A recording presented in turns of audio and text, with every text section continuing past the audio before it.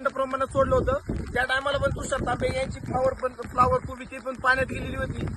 जे धरणाचे जे अधिकारी आहेत यांची साफसूफ म्हणजे यांची डायरेक्ट चूक आहे का यांची ना पाणी सोडण्याच्या आधी हे सर्वांना सूचना करायला लागत होती का आम्ही पाणी सोडणार आहे किंवा काय एखाद्या या एवढ्या पाण्याच्या प्रचंड वाहात एखादं वाहून गेलं माणूस तर त्याची पण कोण सांगणार आहे। आता कोण वाहून गेलं किंवा असन किंवा नसन पण हे कोणाला समजणार आहे का?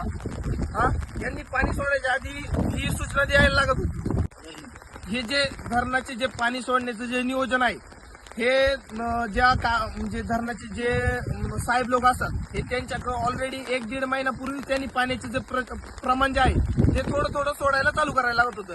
हे एकाच दिवशी प्रचंड प्रमाणात सोडून जी ही नुकसान झालेली आहे हे जे नुकसानीला आहे ना कारणीभूत आहेत ते धरणाचे जे अधिकारी ते आहेत, कारण त्यांनी एकाच दिवशी प्रचंड प्रमाणात पाणी सोडून दिलेलं आहे। त्याच्यामुळे ही टोमॅटोची किंवा फ्लावरची कोणत्या शेतकऱ्याची कोबीची ही सगळी नुकसान झालेली आहे।